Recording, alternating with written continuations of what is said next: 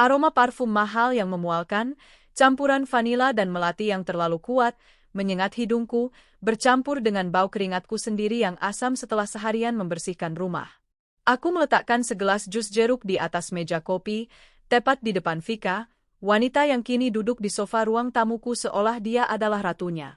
Kakinya yang jenjang dan mulus, dibalut dres satin mahal, disilangkan dengan angkuh. Dia tersenyum miring padaku, senyum yang sama yang kulihat setiap hari selama 3 bulan terakhir.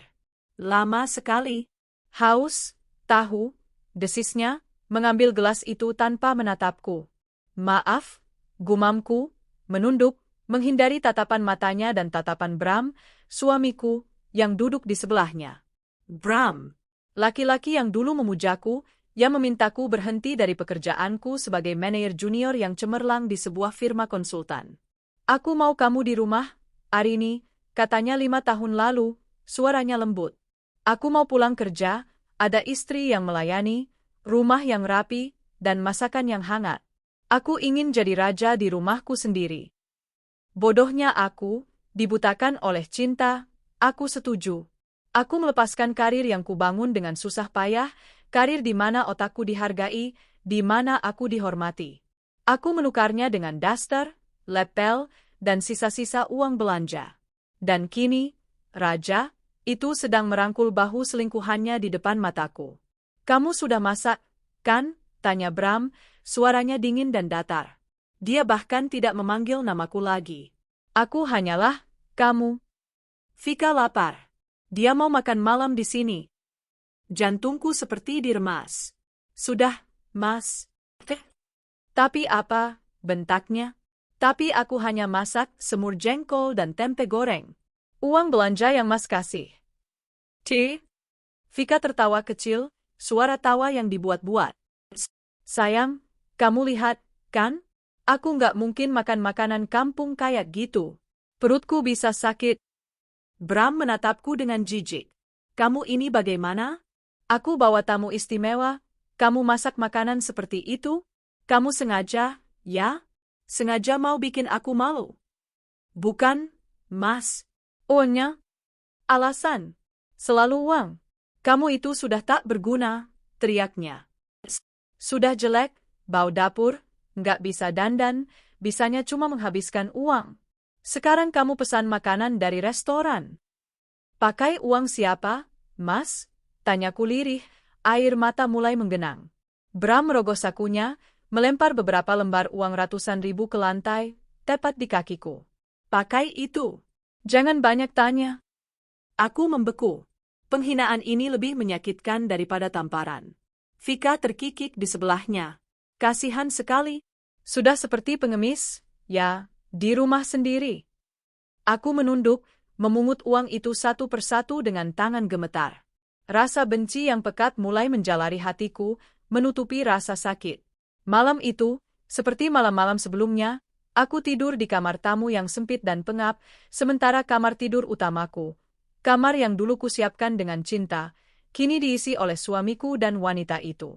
Aku bisa mendengar tawa mereka, desahan mereka, menembus dinding tipis, menusuk langsung ke ulu hatiku.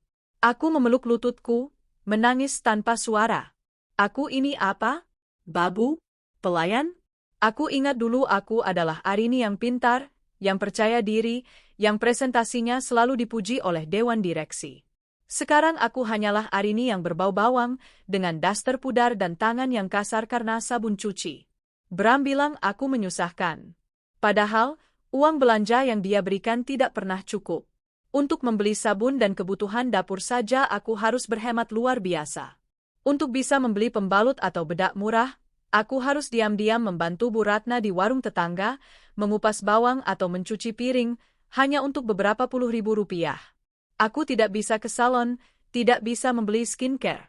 Bagaimana aku bisa cantik dan wangi seperti Vika, yang semua kebutuhannya dibiayai oleh suamiku?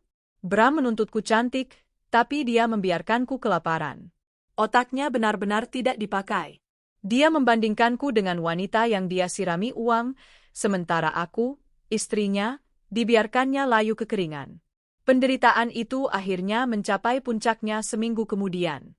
Aku sedang menyetrika tumpukan kemeja kerja Bram di ruang tengah ketika Vika keluar dari kamar dengan hanya memakai lingerie sutra tipis. Dia meregangkan tubuhnya dengan malas, memamerkan lekuk tubuhnya yang sengaja ia rawat dengan uang suamiku. Bram, aku bosan, deh, rengeknya, menghampiri Bram yang sedang sarapan di meja makan. Aku pura-pura tidak mendengar, terus fokus pada kerah kemeja di tanganku. Bosan kenapa, sayang? Tanya Bram, suaranya melembut, kontras dengan cara bicaranya padaku. Aku bosan main sembunyi-sembunyi begini. Aku mau kita menikah. Resmi. Dan aku mau tinggal di rumah ini sebagai istri satu-satunya, kata Vika, nadanya menuntut. Aku berhenti menyetrika. Setrika panas itu diam di atas kemeja, tapi aku tak peduli. Bram terdiam sejenak. Aku menahan napas. Aku nggak mau ada dia lagi di sini, lanjut Vika, menunjukku dengan dagunya. Rumah ini jadi sempit. Lagi pula, buat apa kamu simpan barang rongsokan yang sudah tak berguna? Barang rongsokan. Kata-kata itu menggema di kepalaku. Bram menghela napas panjang. Lalu, dia menatapku. Matanya sedingin es. Kamu dengar? Itu bukan pertanyaan. Itu pernyataan. Mas? Suaraku bergetar. Kemasi barangmu, katanya datar. Mas, ini rumah kita. Aku istrimu. Dulu, potong Bram, berdiri dari kursinya. Dia berjalan menghampiriku, wajahnya mengeras. Dulu kamu istriku. Sekarang kamu cuma beban. Parasit yang numpang hidup dan numpang makan. Vika tersenyum penuh kemenangan di belakangnya. Aku sudah muak lihat muka kusam kamu setiap hari. Aku muak dengan bau keringat kamu. Aku muak dengan semua keluhan kamu soal uang. Vika benar, kamu sudah tak berguna, lanjut Bram, setiap katanya adalah cambuk. Aku talak kamu, Arini, teriaknya, tepat di depan wajahku. Aku ceraikan kamu sekarang juga. Napasku tercekat. Dunia seakan berhenti berputar. Suara tawa Vika yang melengking menjadi satu-satunya suara yang terdengar. Hahaha, akhirnya, bagus. Sayang? Vika bertepuk tangan. Bram mencengkeram lenganku, menyeretku menuju pintu depan. Pergi, keluar dari rumahku.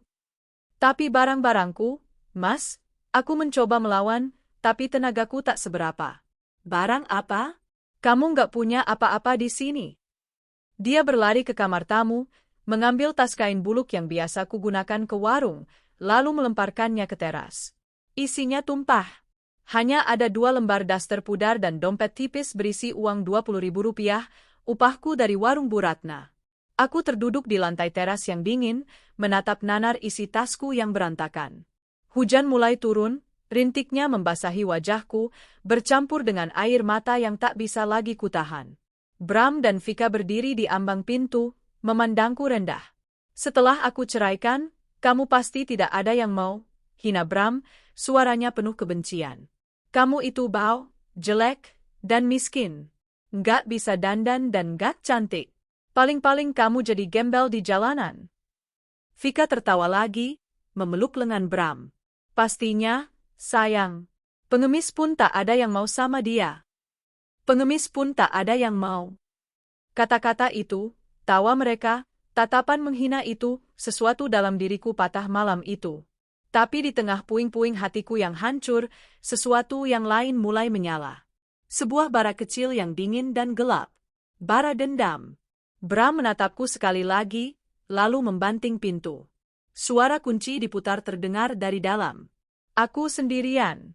Diusir, dihina, dan hancur. Aku bangkit perlahan.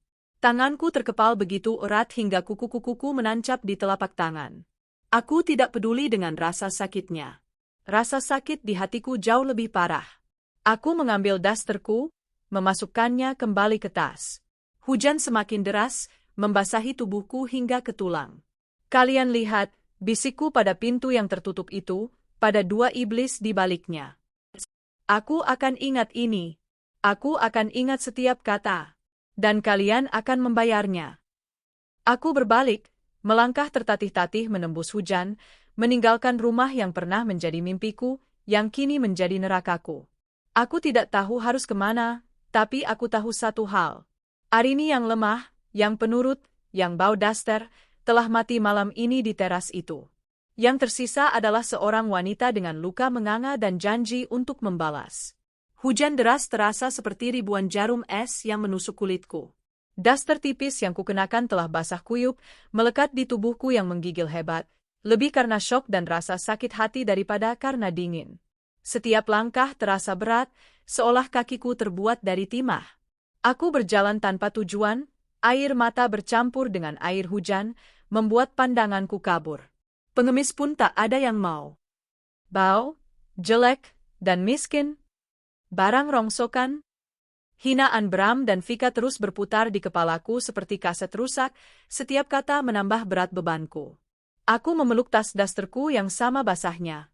Isinya hanya 2 helai pakaian dan uang Rp20.000. Itulah nilai dari 5 tahun pengabdianku sebagai seorang istri. Aku tidak tahu sudah berapa lama aku berjalan. Lampu jalanan terlihat buram, dan suara klakson mobil terdengar jauh. Kemana aku harus pergi? Orang tuaku sudah lama tiada. Saudara? Aku anak tunggal. Tiba-tiba, sebuah nama terlintas di benakku. Rina. Sahabatku satu-satunya dari masa kuliah, sebelum aku menikah dan Bram perlahan-lahan menjauhkanku dari semua teman-temanku.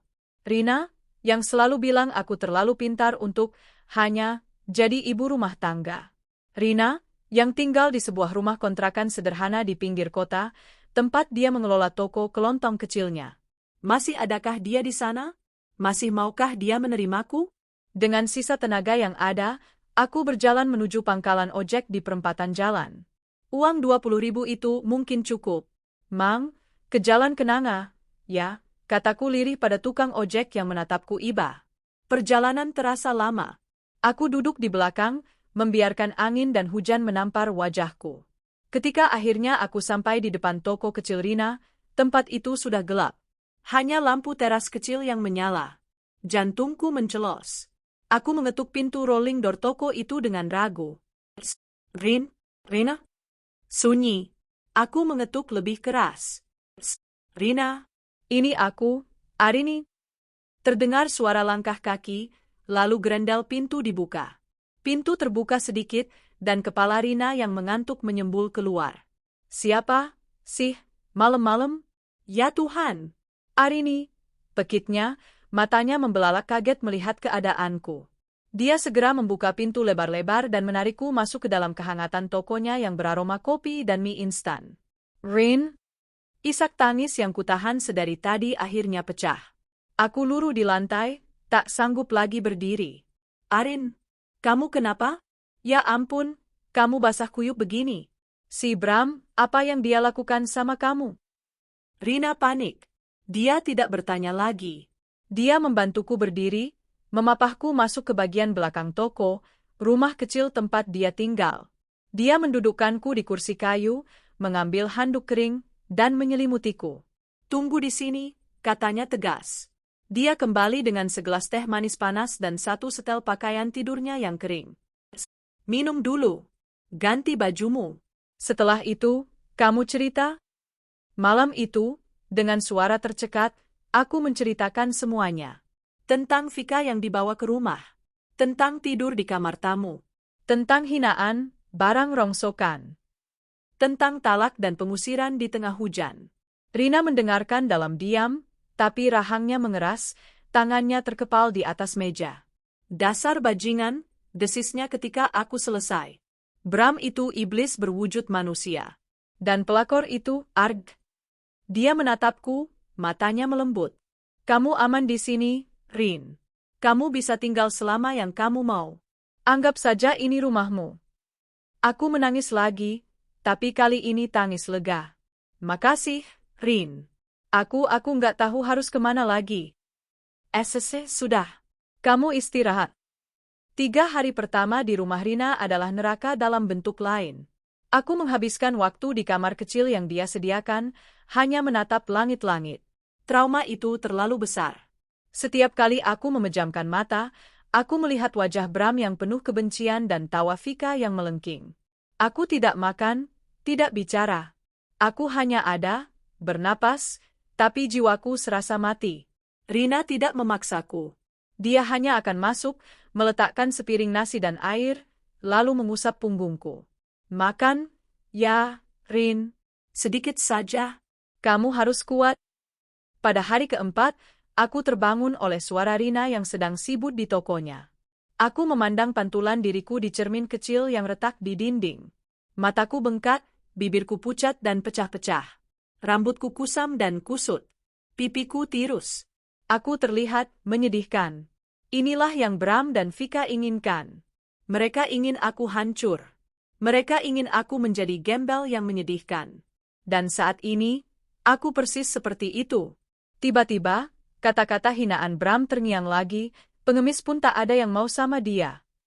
Bara api yang menyala malam itu di teras rumahku, yang sempat padam oleh air mata, kini berkobar lagi. Tidak. Aku tidak akan membiarkan mereka menang.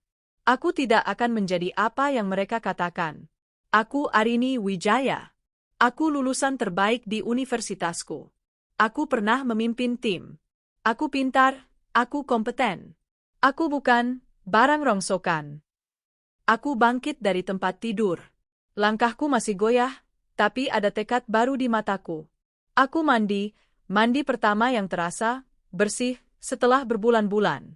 Aku menggosok tubuhku kuat-kuat, seolah ingin menghilangkan jejak penghinaan Bram. Aku keluar kamar. Rina, yang sedang menata barang, menoleh dan tersenyum kaget. Rin, kataku, suaraku masih serak tapi tegas. Aku nggak bisa begini terus. Maksudmu? Aku nggak mau jadi beban kamu. Mulai hari ini, aku bantu di toko. Anggap aku karyawanmu. Bayar aku seadanya, yang penting aku bisa makan, kataku. Rina tersenyum lebar. Nah, ini baru Arini yang aku kenal. Tentu saja, Rin. Aku senang banget ada yang bantu. Selama 2 bulan berikutnya, aku bekerja di toko Rina. Aku mengangkat karung beras, menata kaleng sarden, melayani pembeli. Pekerjaan fisik ini berat, tapi sangat kubutuhkan. Ini membuatku lelah hingga tak sempat meratapi nasib di malam hari. Tangan yang dulu terawat, kini semakin kasar, tapi aku tak peduli. Ini adalah tangan seorang pejuang, bukan tangan babu. Setiap rupiah yang kuterima dari Rina, kutabung. Aku membeli beberapa baju bekas yang layak pakai dan 1 set makeup termurah di pasar. Suatu sore, saat sedang istirahat, aku melihat koran bekas pembungkus dagangan. Sebuah iklan lowongan kerja di halaman bisnis menarik perhatianku. Dibutuhkan staf administrasi. Syarat, S1, mampu bekerja di bawah tekanan, menguasai komputer. Perusahaan itu, Raja Wali Group. Sebuah konglomerat besar. Jantungku berdebar. Sudah 5 tahun aku tidak menyentuh komputer untuk bekerja. Apa aku masih bisa? Kenapa, Rin? Lihat apa? Tanya Rina. Aku menunjukkan iklan itu. Aku mau coba melamar ini. Rina menatapku, lalu ke iklan itu, lalu tertawa kecil. Rin, itu Raja Wali Group. Kantornya mentereng di pusat kota. Kamu yakin? Aku nggak yakin, jawabku jujur. Tapi aku harus coba. Aku nggak mungkin selamanya di sini, Rin. Aku harus bangkit. Aku harus buktikan pada diriku sendiri. Dan pada 2 iblis itu, tambahku dalam hati. Ijazahku aku nggak punya apa-apa. Semua surat-suratku tertinggal di rumah Bram, kataku putus asa. Tenang, kata Rina. Waktu kamu wisuda, aku simpan fotokopi ijazahmu. Aku simpan di albumku. Ayo kita cari. Malam itu, kami membongkar tumpukan album foto lama Rina. Dan di sanalah dia, fotokopi ijazah S1 ekonomiku dengan nilai cum laude. Tanganku gemetar memegangnya. Ini adalah tiketku. Ini adalah senjataku. Kamu harus terlihat profesional, Rin, kata Rina. Kami pergi ke pasar malam, membeli kemeja putih paling rapi dan rok hitam paling murah yang bisa kami temukan. Rina bahkan meminjamkan sepatu hak tingginya satu-satunya, meskipun sedikit kebesaran. Bosku dulu pernah bilang, kataku pada Rina sambil kami mempersiapkan surat lamaran, otakku ini aset paling berharga. Dan sekarang waktunya kamu pakai aset itu lagi, sahut Rina, menepuk pundakku. Dengan berbekal CV yang kutulis tangan di kertas bersih, fotokopi ijazah, dan pakaian seadanya, aku siap. Aku siap mengambil kembali hidupku. Langkah pertamaku adalah mendapatkan pekerjaan ini. Langkah keduaku adalah bersinar. Dan langkah terakhirku adalah membuat Bram dan Vika menyesal telah menghancurkanku. Doakan aku, Rin, kataku di depan pintu, siap berangkat untuk wawancara. Kamu nggak butuh doa, Rin, Rina tersenyum. Kamu butuh ini. Dia memakaikan lipstik merah cabai miliknya ke bibirku. Sekarang, pergi dan taklukkan mereka. Lobi Raja Wali Group menjulang tinggi, seolah-olah berusaha menggapai langit. Dindingnya terbuat dari marmer impor yang mengilap, lantainya begitu bersih hingga aku bisa melihat pantulan wajahku yang tegang di sana. Sebuah chandelier kristal raksasa menggantung di tengah, membiaskan cahaya ke segala penjuru, membutakan mataku sejenak. Aku menelan ludah, membetulkan letak rok hitam murahku. Di sekelilingku, puluhan orang berlalu lalang dengan setelan mahal, sepatu kulit yang mengilap, dan tas bermerek. Aroma kopi premium dan parfum berkelas menguar di udara. Sangat kontras dengan penampilanku. Kemeja putihku, meski bersih, terlihat kusam. Sepatu Rina sedikit kebesaran, membuatku berjalan sedikit aneh. Dan lipstik merah cabai yang tadi pagi dipoleskan Rina, kini terasa seperti topeng yang norak di wajah pucatku. Pengemis pun tak ada yang mau. Suara Vika berdesing di telingaku. Aku menggelengkan kepala, mengusir suara itu. Tidak. Kamu Arini Wijaya. Kamu peraih cum laude. Kamu bisa. Aku melangkah ke meja resepsionis yang dijaga oleh dua wanita cantik dengan seragam yang pas di badan. Selamat pagi, Mbak. Saya Arini Wijaya, ada jadwal wawancara untuk posisi staf administrasi pukul 9, kataku, berusaha membuat suaraku terdengar mantap. Resepsionis itu menatapku sejenak, tatapan yang berlangsung sepersekian detik terlalu lama, memindai penampilanku dari atas ke bawah. Ada sedikit senyum miring di bibirnya, sebelum dia kembali profesional. Silakan ke lantai 15, ruang 150B. Tunggu di area tunggu, katanya, menyerahkan kartu akses tamu. Di lantai 15, suasana lebih kaku. Belasan kandidat lain duduk di ruang tunggu yang mewah. Kebanyakan dari mereka adalah lulusan baru yang segar, wangi, dan percaya diri, memegang map presentasi yang tebal. Aku, dengan CV tulisan tangan dan fotokopi ijazah yang sedikit kucel, merasa seperti kotoran di gaun pesta. Aku duduk di sudut, berusaha tak terlihat. Aku memejamkan mata sejenak, bukan untuk berdoa, tapi untuk memanggil kembali Arini yang dulu. Arini yang bisa membungkam dewan direksi hanya dengan data dan logika. Arini yang tidak pernah gentar. Arini Wijaya? Namaku dipanggil. Jantungku serasa melompat ke tenggorokan. Aku masuk ke sebuah ruangan kantor yang luas. Di balik meja kayu jati solid, duduk seorang wanita berusia 40-an. Rambutnya disanggul modern, kacamatanya berbingkai tegas. Dia adalah Bu Sandra, Kepala Departemen HRD, terkenal sebagai sosok yang paling ditakuti di perusahaan. Duduk, katanya singkat, tanpa tersenyum. Matanya menatapku lekat, sama seperti tatapan resepsionis tadi, tapi lebih tajam, lebih analitis. CV Anda ditulis tangan, tanyanya, mengangkat selembar kertas yang kuberikan. Nadanya datar, tapi aku bisa menangkap sedikit ejekan. Maaf, Bu. Laptop saya tertinggal di tempat lama saya. Saya belum sempat mengambilnya, jawabku jujur. Tertinggal? Atau tidak punya? Desaknya. Saya belum punya akses ke sana lagi, Bu, kataku, menjaga suaraku tetap tenang. Bu Sandra menghela napas, seolah membuang-buang waktu. Arini Wijaya. Lulusan terbaik, cum laude. Tapi lihat ini, ada kekosongan 5 tahun di CV Anda. 5 tahun. Anda menikah, jadi ibu rumah tangga. Kenapa tiba-tiba Anda mau kembali bekerja? Pertanyaan itu adalah jebakan. Dia ingin tahu apakah aku putus asa, apakah aku hanya main-main.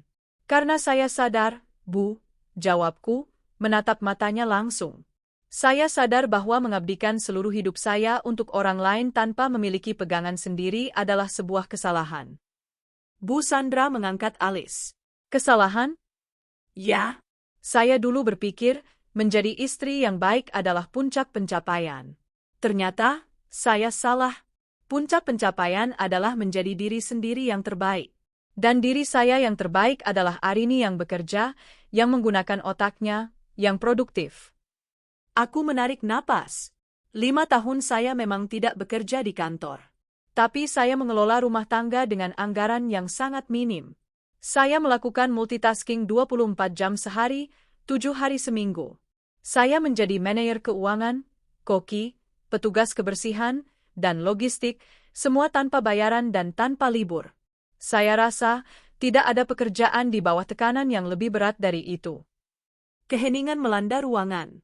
Bu Sandra menatapku, kali ini tanpa ejekan. Ada kilatan sesuatu di matanya. Rasa penasaran.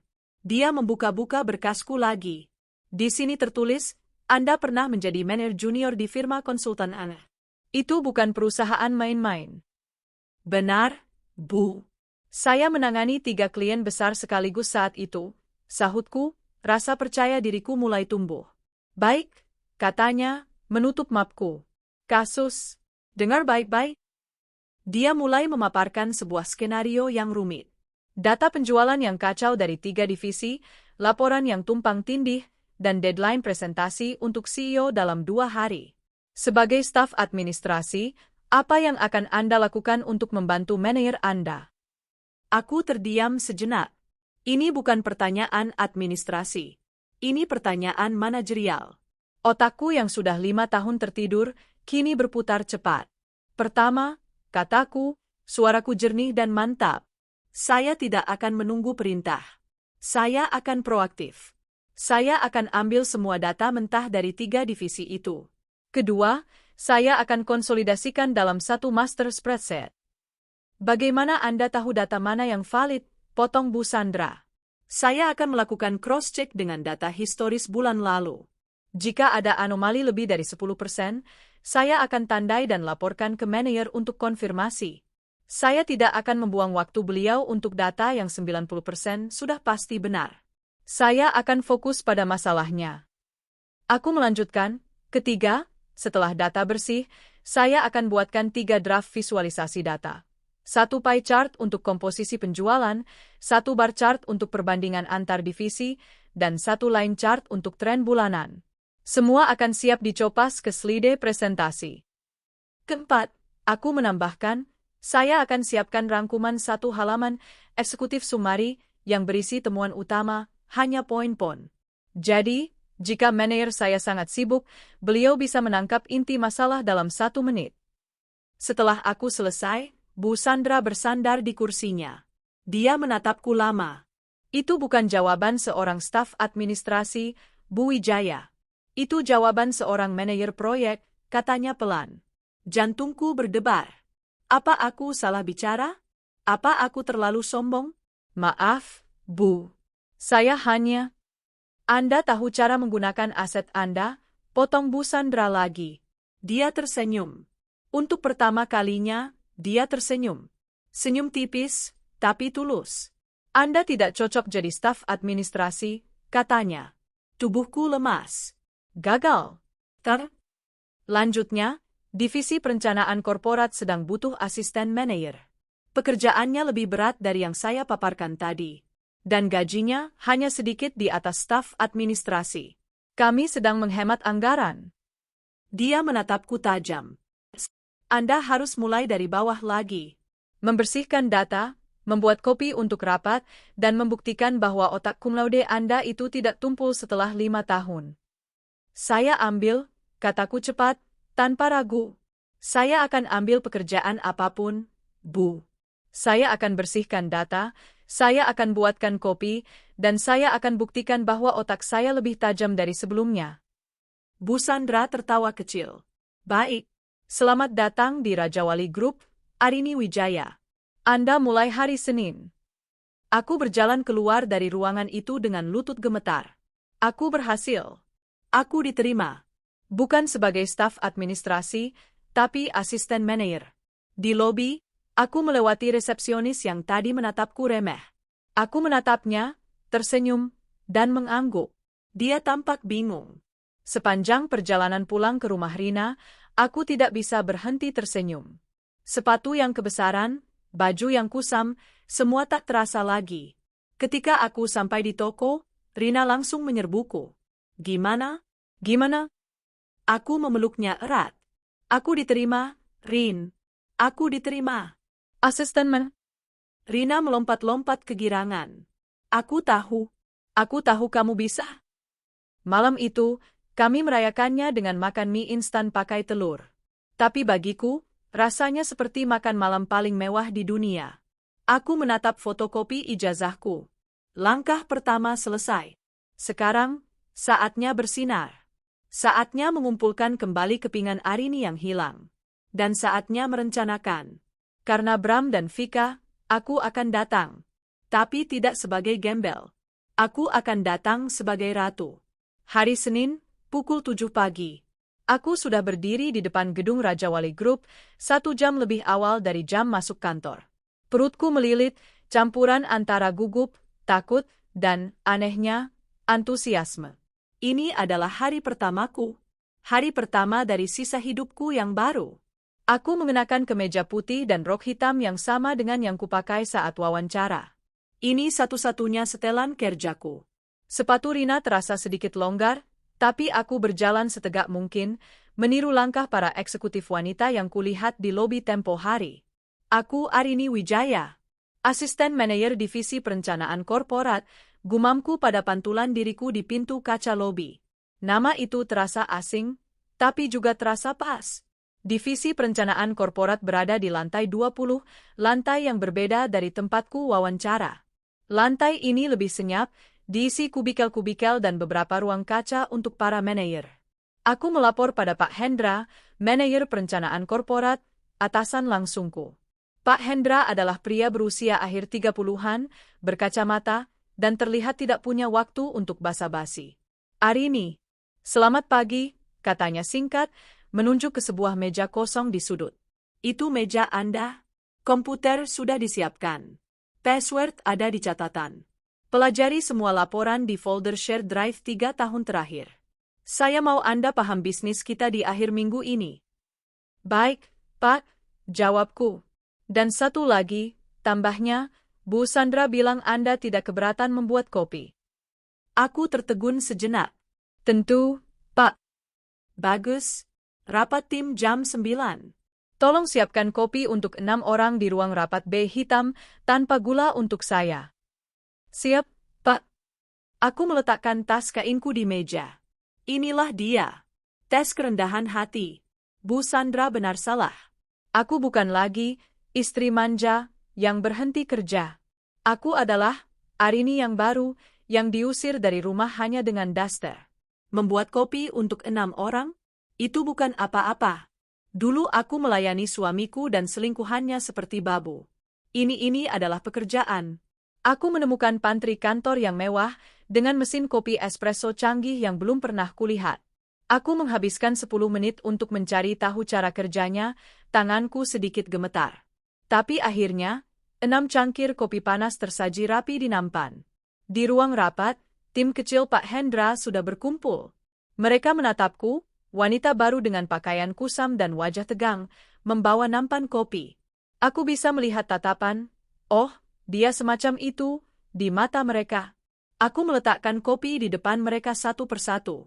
Selamat pagi, saya Arini, asisten manajer baru. Mereka hanya mengangguk singkat. Rapat dimulai. Dan aku tenggelam. Istilah-istilah korporat, jargon-jargon yang 5 tahun lalu kukenali, kini terdengar asing.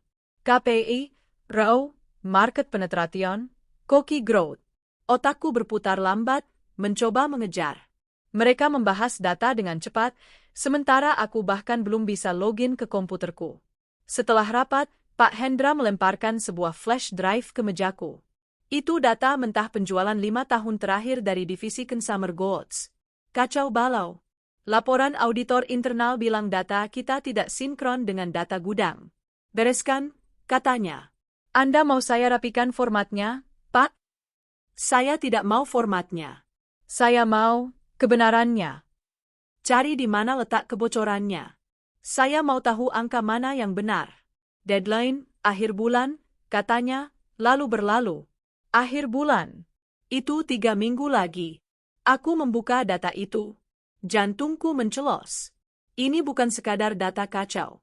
Ini adalah kuburan data. Ratusan file spreadsheet, puluhan ribu baris, format yang tidak konsisten, entry ganda, dan rumus yang rusak. Inilah pekerjaan yang Bu Sandra maksud. Membersihkan data. 5 tahun lalu, Arini yang dulu akan menyelesaikan ini dalam seminggu. Tapi Arini yang sekarang, tanganku kaku di atas papan ketik. Aku lupa banyak sekali shortcut Excel.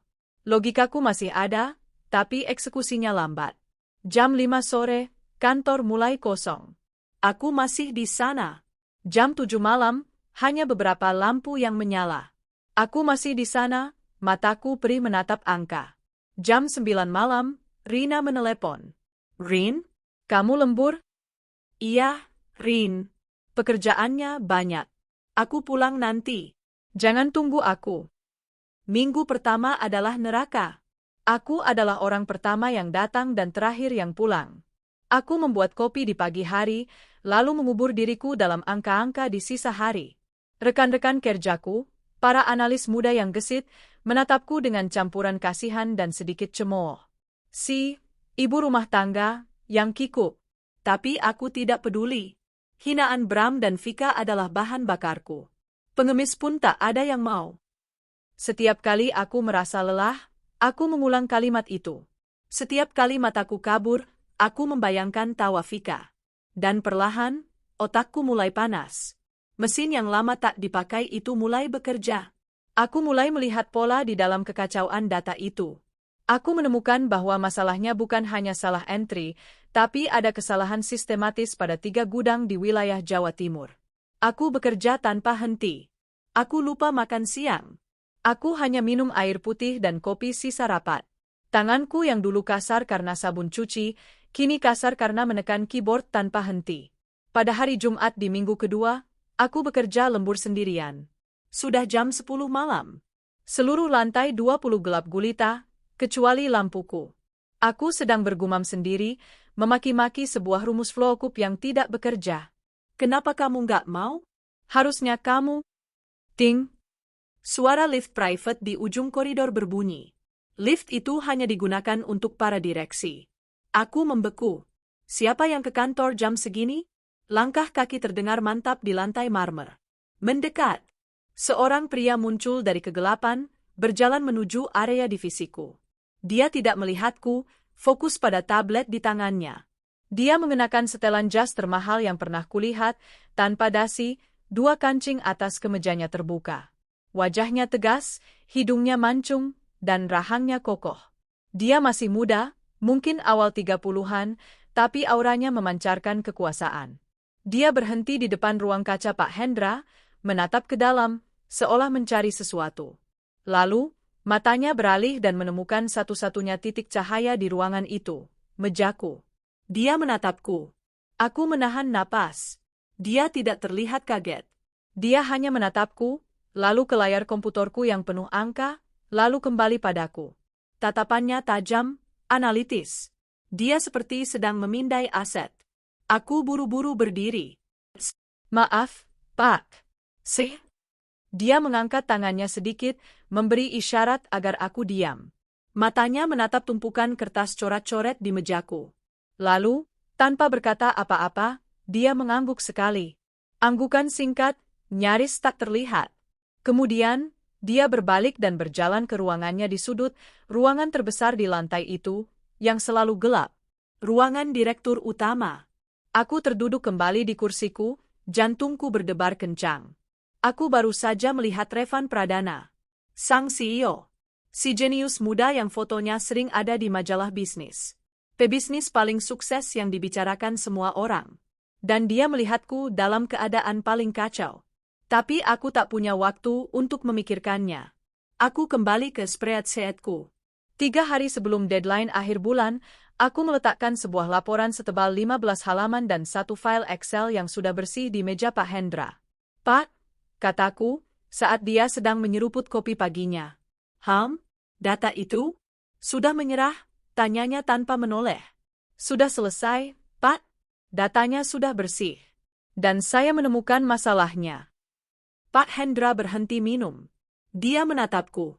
Masalahnya ada di sistem inventory gudang Surabaya, Sidoarjo, dan Malang. Ada bug di sistem update mereka yang membuat entry ganda setiap akhir kuartal. Ini sudah terjadi selama 3 tahun.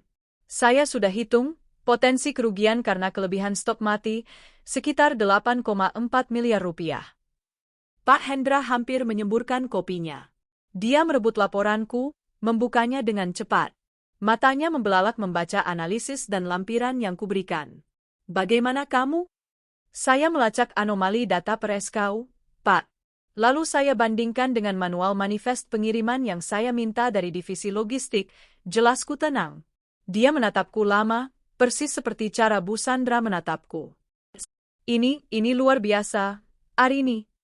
Itulah pertama kalinya dia memanggil namaku. Hari itu adalah hari gajian. Uang masuk ke rekeningku.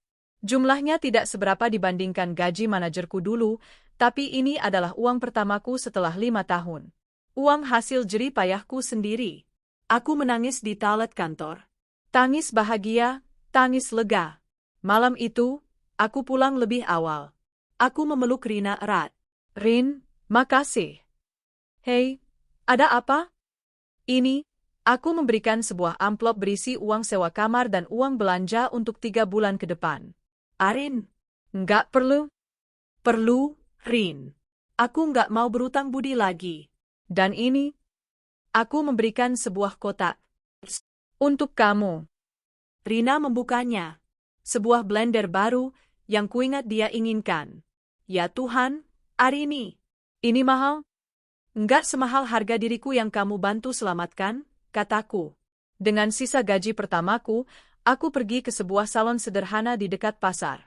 Potong rambut saya, Mbak, kataku pada kapster. Model bob pendek yang profesional. Yang membuat saya terlihat galak. Dia tertawa, tapi menurut. Lalu aku pergi ke toko pakaian. Bukan butik mahal, tapi toko departemen yang sedang diskon.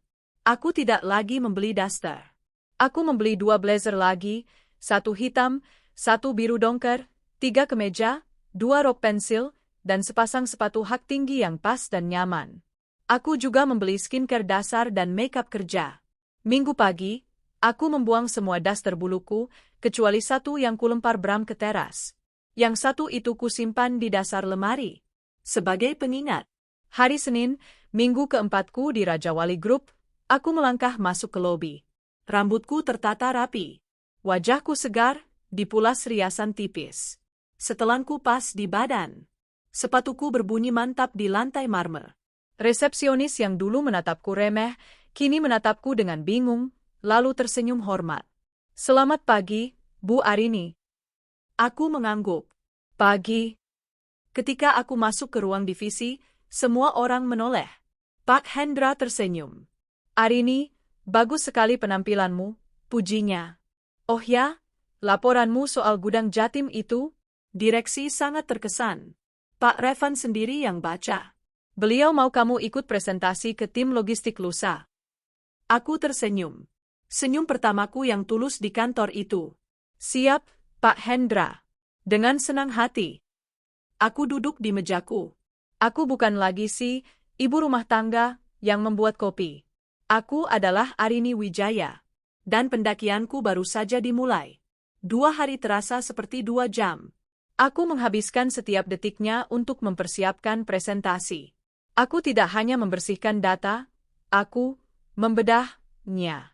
Aku membuat diagram alir yang menunjukkan dengan tepat di mana letak bug sistem itu, bagaimana ia bisa lolos dari audit selama 3 tahun, dan yang terpenting, aku menyiapkan 3 skenario solusi perbaikan, lengkap dengan estimasi biaya dan waktu implementasi. Ini bukan lagi soal disuruh Pak Hendra. Ini soal harga diriku. Ini adalah panggung pertamaku. Pagi hari H, aku berdiri di depan cermin kecil di kamar kontrakan Rina. Rambut bobku tertata raps. Blazer biru dongker yang baru kubeli terasa pas di badan, memberiku semacam perisai. Wajahku, yang kini rutin memakai skincare dasar, tidak lagi terlihat kusam. Mataku, yang dulu bengkak karena menangis, kini tajam dan fokus, dibingkai eyeliner tipis. Kamu terlihat berbahaya, kata Rina dari belakang, sambil menyeruput kopi. Aku suka. Doakan aku, kataku, tersenyum kecil. Nggak perlu. Sana, hancurkan mereka, balasnya. Di ruang rapat divisi logistik, suasananya tegang. Ini kandang mereka. Aku dan Pak Hendra adalah orang luar yang datang membawa kabar buruk. Ada sekitar 10 orang di ruangan itu, kebanyakan pria parubaya dengan wajah kaku. Mereka adalah para manajer dan kepala gudang. Aku mengatur laptopku, menghubungkannya ke proyektor. Tanganku berkeringat dingin, tapi aku berusaha agar tidak terlihat. Pak Hendra duduk di sebelahku, memberikan anggukan dukungan. Baik, selamat pagi. Terima kasih atas waktunya, Pak Hendra membuka rapat. Seperti yang kita tahu, ada temuan dari audit data? Audit data atau laporan anak baru? Potong seorang pria berkumis tebal di ujung meja. Dia Pak Budi, kepala divisi logistik. Nadanya meremehkan. Pak Hendra tampak tersinggung, tapi sebelum dia bisa menjawab, pintu ruang rapat terbuka. Seketika, seluruh ruangan senyap. Revan Pradana melangkah masuk, diikuti oleh asistennya. Dia mengenakan kemeja biru muda yang digulung lengannya hingga siku, terlihat santai namun sangat mengintimidasi. Maaf, saya terlambat, suaranya tenang dan dalam, tapi membuat semua orang di ruangan itu menegakkan punggung. Pak Budi, saya dengar ada temuan menarik soal gudang Anda. Saya ingin dengar langsung. Mata Pak Budi membelalak kaget. Pak Revan. Tentu, Pak. Kami hanya... Lanjutkan presentasinya, kata Revan, duduk di kursi paling belakang, seolah hanya ingin mengamati. Tapi matanya tertuju lurus ke depan. Tepatnya, ke arahku. Jantungku serasa berhenti berdetak sedetik. CEO perusahaan ada di sini. Untuk mendengarkanku. Pak Hendra menatapku, panik. Aku menarik napas dalam-dalam. Pengemis pun tak ada yang mau. Bara itu menyala. Bagus. Semakin tinggi penontonnya, semakin indah pertunjukannya. Selamat pagi, Pak Revan, Pak Budi, bapak-bapak sekalian. Aku memulai, suaraku, untungnya, terdengar jernih dan stabil. Nama saya Arini Wijaya. Dalam 2 minggu terakhir, saya ditugaskan Pak Hendra untuk menganalisis sinkronisasi data penjualan dan inventory consumer goods. Aku mengganti Slide. Saya tidak akan bertele-tele. Ini masalahnya. Di layar muncul grafik sederhana namun menohok. Garis data penjualan yang lurus, dan garis data inventory yang melonjak secara tidak wajar setiap 3 bulan sekali. Selama 3 tahun, kita mengalami kebocoran stok mati senilai 8,4 miliar rupiah, kataku tegas. Ruangan itu mendadak terasa dingin. Ini bukan salah entry manusia, lanjutku cepat, sebelum ada yang bisa menyela. Ini adalah bug sistematis. Tepatnya di gudang Surabaya, Sidoarjo, dan Malang. Aku menampilkan slide diagram alirku. Masalahnya ada di sini. Pada proses rekonsiliasi akhir kuartal. Sistem gagal membaca kode, retur, dan malah membacanya sebagai stok baru. Ini menyebabkan overorder otomatis di kuartal berikutnya. Aku memaparkan temuanku selama 15 menit. Tanpa jeda, tanpa keraguan. Aku menunjukkan baris-baris kode, screenshot sistem, dan perbandingan manifest manual. Otakku bekerja seperti mesin. Arini yang dulu, Arini si analis brilian, telah kembali sepenuhnya. Ketika aku selesai, ruangan itu hening. Pak Budi si kumis tebal tampak pucat. Anu, Bu Arini, angka 8,4 miliar itu kan? Itu angka konservatif, Pak, potongku sopan, tapi tajam. Itu hanya nilai modal barang. Kita belum menghitung biaya gudang, biaya asuransi, dan potensi kerugian karena modal kita tertidur di sana. Anda yakin sekali dengan analisis Anda? Desak Pak Budi, mencoba mencari celah. Anda ini orang baru, mungkin ada prosedur yang tidak Anda. Prosedur apa yang saya lewatkan, Pak? Tanyaku tenang. Apakah prosedur di lapangan memperbolehkan selisih 8,4 miliar? Skakmat, wajah Pak Budi memerah. Tiba-tiba, suara tenang dari belakang ruangan memecah keheningan. Solusinya? Itu Revan. Dia tidak menatap Pak Budi. Dia menatapku. Aku mengganti slide terakhir. Ada 3 solusi, Pak. Jangka pendek, menengah, dan panjang. Jangka pendek, hentikan order otomatis di 3 gudang itu, lakukan audit fisik total. Jangka menengah, perbaiki bug di sistem. Ini kode perbaikannya sudah saya siapkan. Aku menampilkan beberapa baris kode di layar. Para manajer IT di ruangan itu melongo. Jangka panjang, lanjutku, kita perlu integrasi sistem penuh antara penjualan, gudang, dan keuangan. Bukan hanya file Excel yang dikirim lewat email. Keheningan total. Revan Pradana berdiri. Dia berjalan perlahan ke depan ruangan, matanya tidak lepas dariku. Dia berhenti di sebelahku, menghadap para manajer logistik. Pak Budi, kata Revan, suaranya masih tenang, tapi ada nada mematikan di dalamnya. Selama 3 tahun Anda memimpin rapat dan menunjukkan grafik hijau pada saya. Sementara di belakang saya, Anda membiarkan 8 miliar uang perusahaan membusuk di gudang. Pak Budi menunduk, tak berani menatap. Hari ini, lanjut Revan, seorang asisten manajer baru, yang gajinya mungkin tidak sampai 1/10 gaji Anda, harus membersihkan kekacauan yang Anda buat.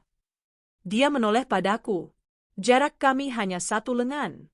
Aku bisa mencium aroma kolonnya yang samar, kayu dan sesuatu yang segar. Arini, katanya. Iya, Pak. Saya tidak mau tahu. Saya mau proyek integrasi sistem jangka panjang yang Anda usulkan tadi ada di meja saya draftnya hari Jumat. Anda yang pimpin. Aku terbelalak. Saya, Pak? Tapi saya? Anda yang menemukan masalahnya. Anda yang menyelesaikannya, katanya tegas. Dia menatap Pak Hendra. Hendra, bebaskan dia dari tugas lain.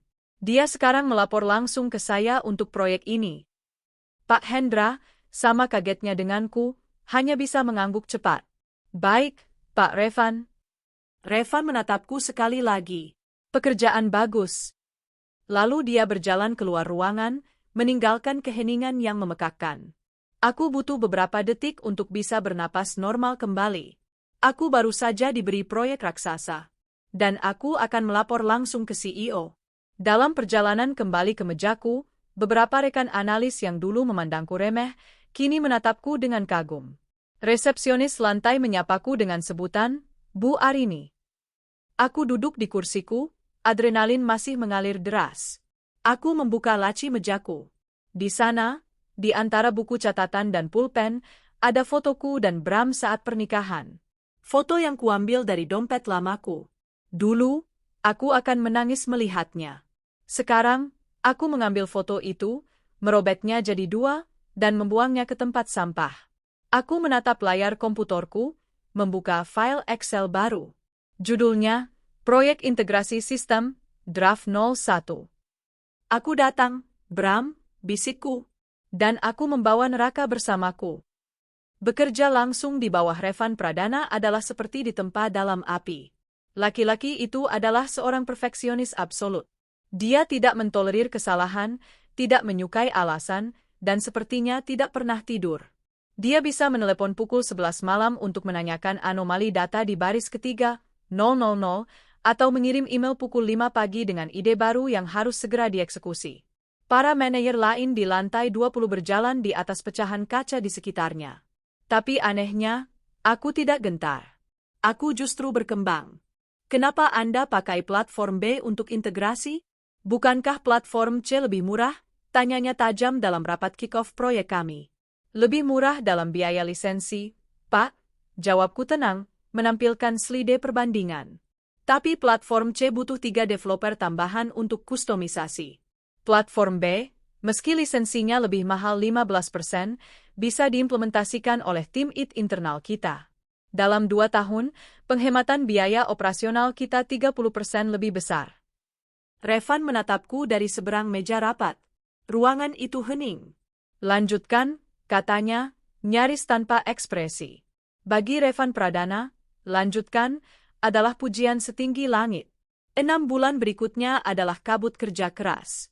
Aku memimpin tim gabungan dari IT, logistik, dan keuangan. Aku bukan lagi asisten manajer yang kikuk.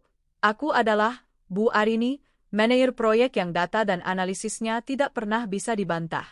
Aku tegas, aku adil, tapi aku tidak memberi ampun pada kemalasan, sifat yang kulihat telah merugikan perusahaan 8,4 miliar.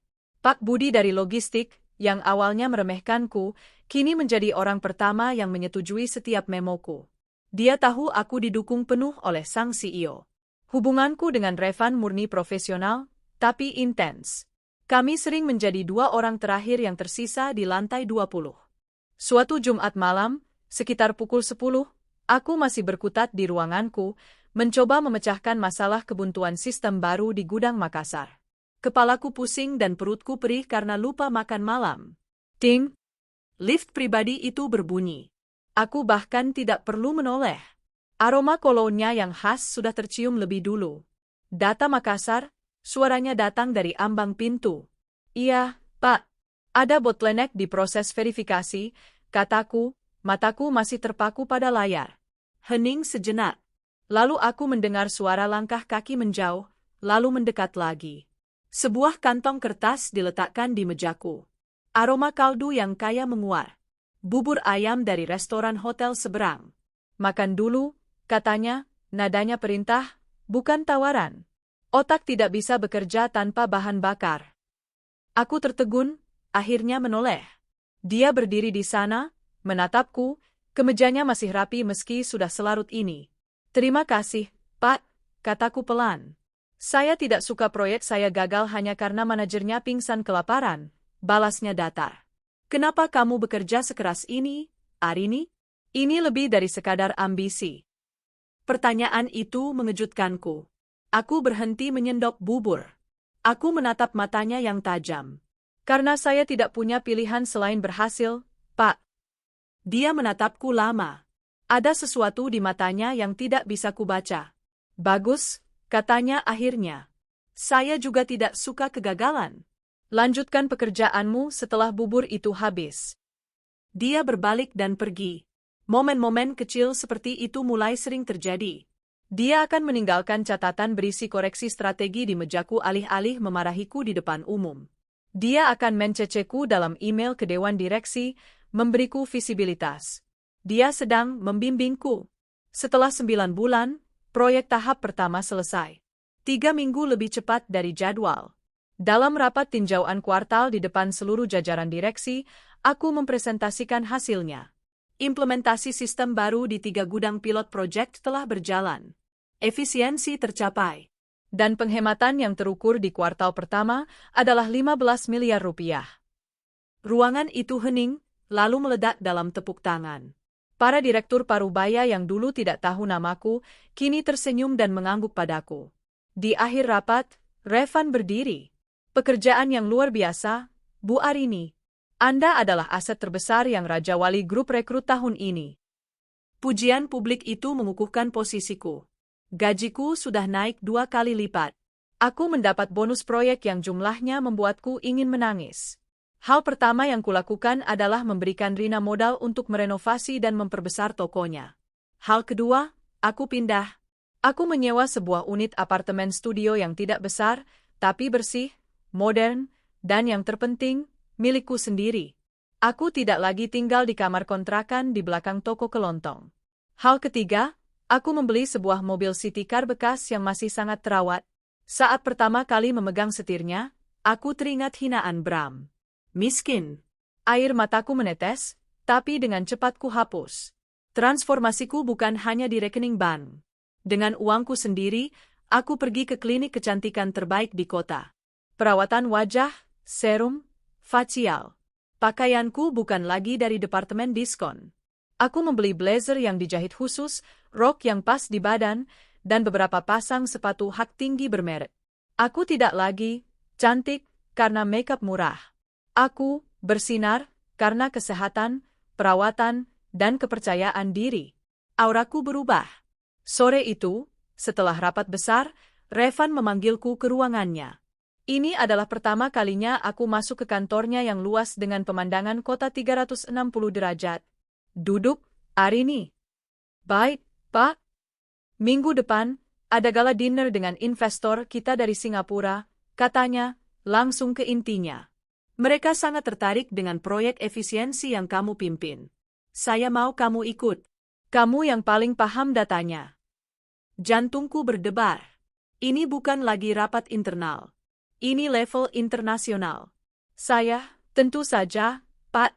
Saya akan siapkan materinya. Tidak perlu, katanya. Ini dinner, bukan presentasi. Mereka hanya ingin bicara dengan otak di balik proyek itu. Jadilah otak itu. Dia menatapku, senyum tipis, sangat tipis, tersungging di bibirnya. Dan Arini, tolong jangan pakai blazer kerjamu. Ini black tie event. Aku tertegun. Baik, Pak. Bagus. Asisten saya akan kirim detailnya. Aku berjalan keluar dari ruangannya, kakiku sedikit gemetar. Gala dinner. Perwakilan perusahaan. Bersama Revan. Malam itu, di apartemen baruku, aku berdiri di depan cermin besar. Aku melihat pantulan diriku. Rambutku bob sehat mengilap, kulitku bersih, dan mataku tajam. Aku mengambil daster buluk satu-satunya yang kusimpan, daster yang dilempar Bram ke teras. Aku memegangnya sejenak. Bau, jelek, dan miskin, bisikku pada pantulanku. Lalu aku tersenyum dingin. Aku membuka tempat sampah, dan untuk pertama kalinya, aku memasukkan daster itu ke dalamnya. Waktunya belanja gaun malam, kataku. Perintah Revan, jangan pakai blazer kerjamu, menggema di kepalaku. Itu bukan sekadar saran fashion, itu adalah ujian. Dia tidak hanya ingin aku membawa otakku, dia ingin aku membawa diriku seutuhnya. Seorang perwakilan dari Raja Wali Group yang setara dengan para investor. Ini berarti, aku tidak bisa tampil seadanya. Sabtu itu, sehari setelah gajian, aku melakukan sesuatu yang bahkan tidak pernah kumimpikan 5 tahun lalu saat masih menjadi istri. Aku pergi ke butik desainer paling mahal di mall paling mewah di kota. Saat aku masuk, mengenakan blus kerja biasa dan rok pensil, seorang asisten penjualan menatapku sedikit ragu. Aku teringat pada resepsionis di hari pertamaku wawancara. Tapi sebelum dia sempat meremehkanku, aku berbicara lebih dulu. Saya mencari gaun malam, kataku, suaraku tenang dan jelas. Untuk gala dinner di hotel mulia. Black tie. Nada suaraku yang lugas dan penuh percaya diri membuat sikapnya langsung berubah. Tentu saja, Bu. Mari, lewat sini. Dia membawaku ke ruangan pribadi yang dipenuhi gaun-gaun indah. Dan mataku tertuju pada satu gaun. Gaun itu tidak gemerlap, tidak berlebihan. Gaun itu emerald green, hijau zamrud pekat, terbuat dari sutra satin yang terlihat seperti cairan. Modelnya off-shoulder, memperlihatkan bahu, dengan potongan yang memeluk pinggang sebelum jatuh anggun ke lantai. Gaun itu memancarkan kekuasaan. Saya coba yang itu, tunjukku. Saat aku mengenakannya di ruang pas, aku menatap pantulanku di cermin 3 sisi. Aku terdiam. Ini bukan Arini si babu. Ini bukan Arini si ibu rumah tangga, kusam. Ini bukan Arini si analis yang kelelahan. Wanita di cermin itu adalah seorang ratu. Kulitku yang terawat terlihat kontras sempurna dengan warna hijau pekat. Rambut bob hitamku membingkai leher dan bahuku yang jenjang. Bekas-bekas kerja kerasku di warung Bu Ratna sudah lama hilang dari tanganku, digantikan oleh kuku yang terawat. Bau, jelek, dan miskin. Hinaan Bram terlintas di benakku. Aku tersenyum pada pantulanku. Senyum dingin. Coba kamu lihat aku sekarang, Bram, bisikku. Saya ambil ini, kataku pada asisten penjualan, tanpa bertanya harganya. Aku menggesek kartu debitku, kartu yang berisi bonus miliaran rupiah hasil jerih payah otakku, dan berjalan keluar dengan kotak gaun besar di tanganku. Malam gala dinner tiba. Aku merias wajahku dengan hati-hati, smoky eyes tipis, dan lipstik nude yang elegan. Aku memakai satu-satunya perhiasan yang kumiliki. Sepasang anting berlian kecil, hadiah dari Rina yang kubeli dari gaji pertamaku, sebagai simbol persahabatan kami. Aku tiba di ballroom hotel mulia tepat pukul 7. Jantungku berdebar, tapi aku memaksakan diri untuk berjalan dengan anggun. Dan di sanalah dia. Revan Pradana sedang berbicara dengan beberapa pria bule berjas.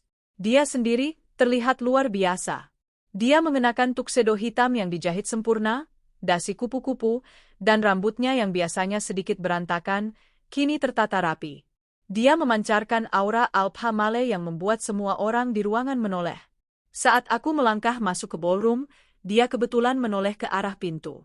Dan dia membeku. Itu hanya sepersekian detik. Tapi aku melihatnya. Matanya yang biasanya tajam dan analitis, kini melebar sedikit. Dia berhenti berbicara di tengah kalimat. Pria bule di depannya menoleh bingung, mengikuti arah pandang Revan. Perlahan, Revan memutuskan pembicaraannya dengan sopan dan berjalan ke arahku. Setiap langkahnya mantap, matanya tidak pernah lepas dariku. Aku merasa pipiku memanas. Dia memindaiku dari atas ke bawah, bukan dengan tatapan mesum, tapi dengan tatapan apresiasi yang tulus. Seolah dia baru pertama kali melihatku. "Arini," katanya, suaranya sedikit lebih dalam dari biasanya. "Pak Revan," jawabku, berusaha tetap tenang. "Kamu?" Dia berhenti sejenak, mencari kata yang tepat. "Kamu terlihat menakjubkan." Jantungku berdebar kencang. "Ini bukan lagi Pak Revan, CEO-ku." "Terima kasih, Pak. Anda juga terlihat rapi," balasku, sedikit menggoda. Senyum tipis yang langka itu muncul di bibirnya. "Rapi. Aku akan mengingat itu."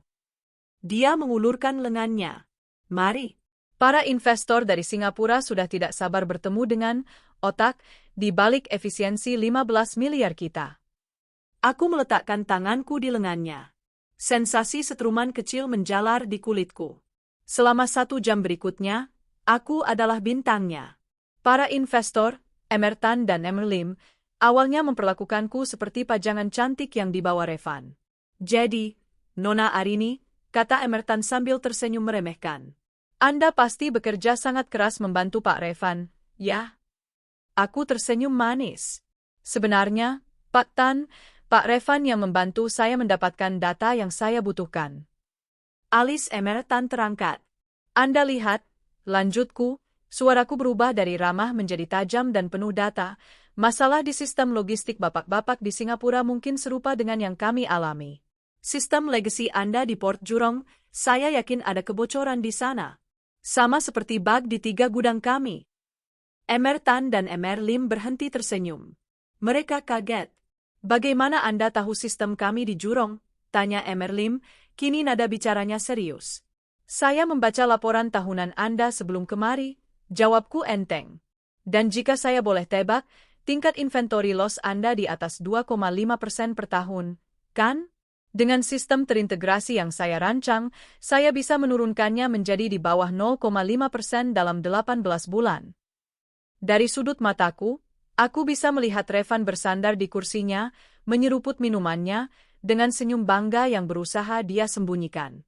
Malam itu, aku tidak hanya mengobrol. Aku menutup kesepakatan awal untuk proyek konsultasi Raja Wali Group di Singapura. Setelah para investor pergi, ballroom mulai sepi. Musik jazz yang lembut mengalun. "Kamu tidak pernah berhenti membuat saya kagum," kata Revan, berdiri di sebelahku di dekat jendela besar yang menghadap pemandangan malam Jakarta. "Saya hanya menjalankan tugas saya, Pak." "Itu tadi bukan tugas," katanya. "Itu adalah pembantaian. Kamu menghabisi mereka dengan data," sambil tersenyum. "Itu artistik." Aku tertawa. Tawa tulus pertama di depannya. Saya belajar dari yang terbaik. Dia menatapku. Keheningan yang nyaman menyelimuti kami. "Lagu yang bagus," katanya tiba-tiba, saat alunan saksofon memenuhi ruangan. Dia berbalik menghadapku. "Arini, boleh saya minta satu dansa?" Aku tertegun.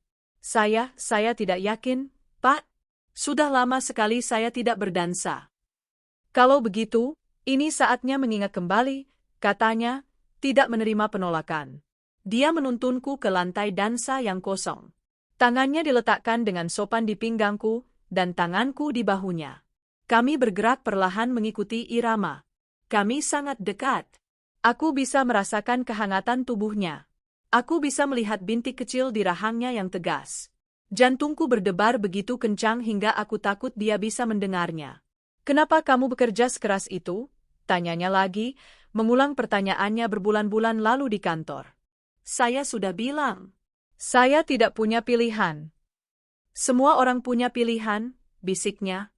Kamu memilih untuk bangkit. Kebanyakan orang akan memilih untuk hancur. Aku menatap matanya. Saya tidak diizinkan untuk hancur, Pak. Revan, koreksinya lembut. Revan, ulangku, nama itu terasa aneh di lidahku. Apa yang membuatmu begitu termotivasi? Tanyanya, matanya mencari sesuatu di mataku. Kamu tidak akan percaya, batinku. Mantan suami dan pelakornya yang memperlakukanku seperti babu. Tapi aku hanya tersenyum tipis. Masa lalu yang ingin saya kubur, dan masa depan yang ingin saya bangun. Dia mengangguk, seolah mengerti. Kalau begitu, mari kita bangun masa depan itu. Musim berhenti. Kami berhenti berdansa, tapi masih berdiri berdekatan. Arini, katanya, tangannya masih di pinggangku. Saya rasa saya tidak ingin ini menjadi murni profesional lagi. Napasku tercekat. Saya ingin mengajakmu makan malam. Besok. Bukan sebagai CEO dan manajer proyek. Tapi sebagai Revan dan Arini. Ini dia. Momen itu. Saya? Aku menelan ludah. Saya mau. Dia tersenyum. Senyum tulus yang membuat wajahnya yang kaku terlihat begitu tampan.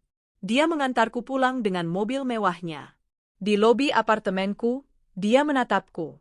Selamat malam, Arini. Selamat malam, Revan. Aku masuk ke lift, bersandar di dinding. Kakiku lemas. Malam ini, aku bukan hanya memenangkan kesepakatan bisnis. Aku merasa, aku mulai memenangkan kembali hatiku. Dan di suatu tempat di luar sana, Bram dan Vika masih hidup dalam ketidaktahuan mereka. Mereka tidak tahu, ratu yang mereka buang sedang diperebutkan oleh seorang raja. Kencan pertama kami, malam setelah gala dinner, bukanlah di restoran mewah yang penuh orang. Revan menjemputku dengan mobil sportnya, tapi alih-alih membawaku ke keramaian, dia membawaku ke sebuah restoran Italia kecil yang tersembunyi di jalan buntu, yang hanya memiliki 5 meja. Tempat itu miliknya. Hanya ini satu-satunya cara saya bisa makan malam dengan tenang tanpa ada yang menyodorkan proposal, katanya, sambil menarik kursi untukku. Malam itu, kami tidak bicara soal pekerjaan, data, atau efisiensi. Kami bicara tentang kami. Aku menceritakan tentang Rina dan toko kelontongnya. Dia menceritakan tentang ayahnya yang seorang pekerja keras yang membangun Raja Wali Group dari nol dan beban ekspektasi yang diembannya. Kamu bilang, katanya di tengah-tengah hidangan penutup, menatapku lekat di bawah cahaya lilin. Kamu punya masa lalu yang ingin kamu kubur. Aku terdiam sejenak. Iya. Kamu tidak perlu menceritakannya. Tapi aku ingin kamu tahu, dia mengulurkan tangan dan menyentuh punggung tanganku di atas meja. Orang yang membuatmu merasa harus dikubur, dia adalah orang paling bodoh di dunia. Jantungku berdesir. Itu bukan pujian genit. Itu adalah pernyataan fakta darinya. Dan itu terasa lebih menyembuhkan daripada ribuan kata-kata manis. Dulu aku sangat berbeda, Revan, bisikku. Aku lemah. Aku membiarkan orang lain menginjak-injakku. Kalau begitu, katanya, jarinya menggenggam tanganku. Wanita yang duduk di depanku ini bukan wanita itu. Wanita ini adalah Arini. Dan dia luar biasa. Hubungan kami berkembang secepat karierku. Revan adalah pria yang logis dan efisien dalam segala hal, termasuk cinta. Dia tidak bermain-main. Dia melihat apa yang dia inginkan, dan dia mengejarnya. Kami menjadi pasangan terpanas di lingkaran bisnis Jakarta. Aku, sang direktur perencanaan strategis, aku dipromosikan lagi setelah sukses besar di proyek Singapura, dan dia, sang CEO jenius. Kami adalah power couple yang sesungguhnya. Kami bekerja bersama di siang hari, membantai target dan mengakuisisi perusahaan baru. Malam hari, kami akan pulang ke apartemen penthouse-nya atau unit apartemenku, yang kini sudah kubeli lunas, memasak makan malam sederhana, dan membicarakan segala hal. Dia adalah kebalikan dari Bram. Di mana Bram menuntut untuk dilayani, Revan justru sering membuatkanku kopi di pagi hari. Di mana Bram menghinaku, bau dapur, Revan akan mencium leherku saat aku sedang memasak dan berkata, "Kamu wangi sekali." Di mana Bram meremehkan otakku, Revan menantangnya, mengaguminya, dan mengandalkannya. Aku akhirnya mengerti rasanya dicintai oleh seorang pria sejati. 1 tahun setelah aku diusir di tengah hujan. Aku berdiri di rooftop gedung Raja Wali Group, di samping Revan. Kami baru saja menutup kesepakatan akuisisi terbesar dalam sejarah perusahaan, sebuah kesepakatan yang kupimpin negosiasinya. Kita berhasil, kataku, membiarkan angin malam menerbangkan rambutku. Bukan. Kamu berhasil, Arini, katanya, berdiri di belakangku. Kita tim yang hebat, balasku, tersenyum. Aku tahu, bisiknya. Karena itu, aku ingin kita menjadi tim yang permanen. Aku berbalik, bingung. Revan, kita? Dia berlutut. Dengan satu lutut. Revan Pradana, CEO paling arogan dan paling sukses di negeri ini, berlutut di depanku. Dia membuka kotak beludru hitam. Di dalamnya ada sebuah cincin. Bukan berlian raksasa yang norak, tapi sebuah berlian emerald cut, hijau zamrud, yang warnanya mengingatkanku pada gaun pertamaku. Arini Wijaya, katanya, suaranya yang biasanya penuh perintah, kini sedikit bergetar. Dulu kamu bilang kamu tidak diizinkan untuk hancur. Aku berjanji, selama aku ada, kamu tidak akan pernah tersakiti lagi. Aku tidak hanya mengagumi otakmu. Aku mencintai hatimu. Aku mencintai kekuatanmu. Maukah kamu menikah denganku? Air mata yang tidak pernah kuteteskan untuk Bram, kini mengalir deras. Ini bukan tangis sakit. Ini tangis bahagia yang meluap. Ya, Isaku. Ya, tentu saja aku mau. Dia berdiri, menyelipkan cincin itu di jariku, lalu menciumku. Ciuman di bawah bintang-bintang, dengan seluruh kota Jakarta sebagai saksi bisu. Aku telah menjadi tunangannya. Kehidupan sempurna. Karir di puncak, rumah mewah, mobil impian, dan seorang pria yang memujaku. Aku memiliki semua yang Bram bilang tidak akan pernah bisa kumiliki. Lalu, suatu sore, sebulan setelah lamaran itu, sebuah amplop tiba di meja resepsionis apartemenku. Amplop itu berwarna pink murahan, dengan glitter yang rontok di mana-mana. Tidak ada nama pengirim, hanya alamat rumahku yang dulu. Rumah Bram. Aku membukanya dengan perasaan aneh. Di dalamnya ada sebuah kartu undangan pernikahan. Dengan foto prewedding yang norak. Bram, terlihat sedikit lebih gemuk, tersenyum lebar memeluk Vika yang mengenakan gaun merah menyala. Judulnya, Menjemput Bahagia, Bramanta Vika.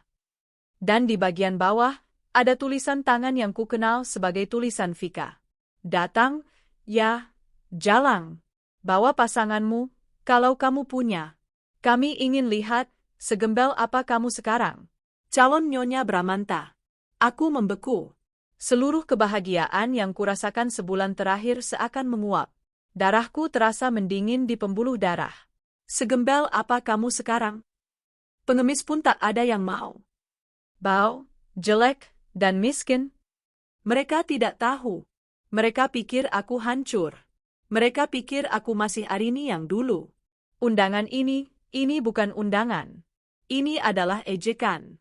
Mereka sengaja mengirimnya untuk mempermalukanku, untuk menertawakan penderitaanku di hari bahagia mereka. Arini, suara Revan menyadarkanku. Dia baru saja pulang, meletakkan tas kerjanya. Dia melihat wajahku yang pucat. Sayang, kamu kenapa? Kamu seperti melihat hantu. Aku tidak berkata apa-apa. Aku hanya menyerahkan undangan itu padanya. Revan membacanya. Dia membaca nama-nama itu. Lalu dia membaca catatan tangan di bawahnya. Wajahnya yang tenang seketika mengeras. Rahangnya menegang. Ini mantan suamimu? Tanyanya, suaranya dingin mematikan. Aku mengangguk, masih shock? Dia menatapku, melihat ketakutan yang sejenak kembali. Dia merengkuh wajahku. Arini, dengar. Kita buang undangan ini. Kita tidak perlu pergi. Kita tidak perlu meracuni hidup kita dengan sampah masa lalu. Aku menatap mata Revan. Dia benar. Aku bisa membuangnya. Aku bisa melupakannya. Aku sudah menang. Aku punya dia. Tapi, saat aku melihat foto Vika yang tersenyum penuh kemenangan, bara api di dalam diriku yang kupikir sudah padam, kini berkobar lagi. Ini bukan soal melupakan. Ini soal menutup buku. Tidak, kataku, suaraku kembali tegas. Ketakutanku hilang, digantikan oleh es yang dingin. Arini.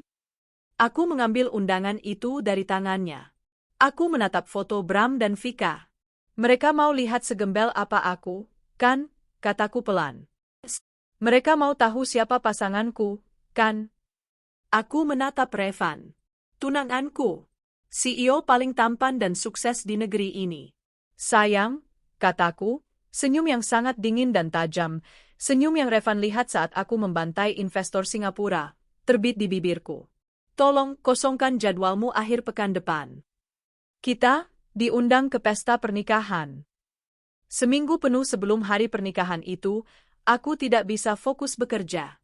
Bukan karena takut, tapi karena antisipasi. Seluruh energiku terfokus pada satu titik, hari Sabtu, pukul 7 malam. Kamu yakin ingin melakukan ini? Tanya Revan di suatu pagi, menatapku lekat saat kami sarapan. Kamu tidak perlu membuktikan apapun pada mereka. Kamu sudah menang, Arini. Aku meletakkan cangkir kopiku. Ini bukan untuk membuktikan, Revan. Ini untuk menutup buku. Mereka menulis bab terakhir hidupku yang lama dengan hinaan. Aku akan menulis kata penutupnya dengan caraku sendiri. Revan menatapku sejenak, lalu mengangguk. Baiklah. Jika kita akan pergi dengan benar. Dia mengangkat teleponnya. Sandi, batalkan semua jadwalku Sabtu malam. Dan hubungi butik pilihan.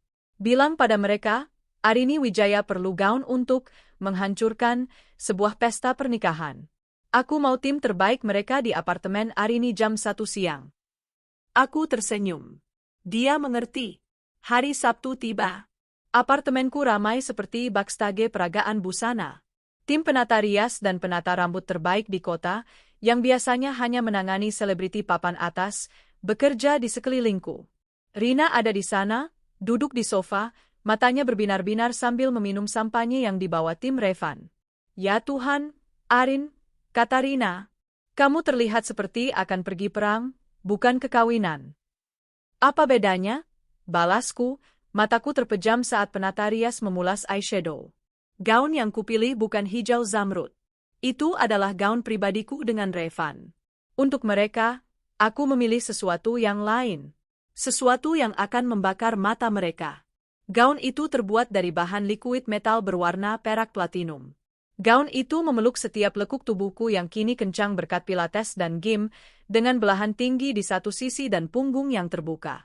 Gaun itu sederhana, namun harganya bisa membeli rumah Bram dan Vika. Saat aku memakainya, aku bukan lagi Arini.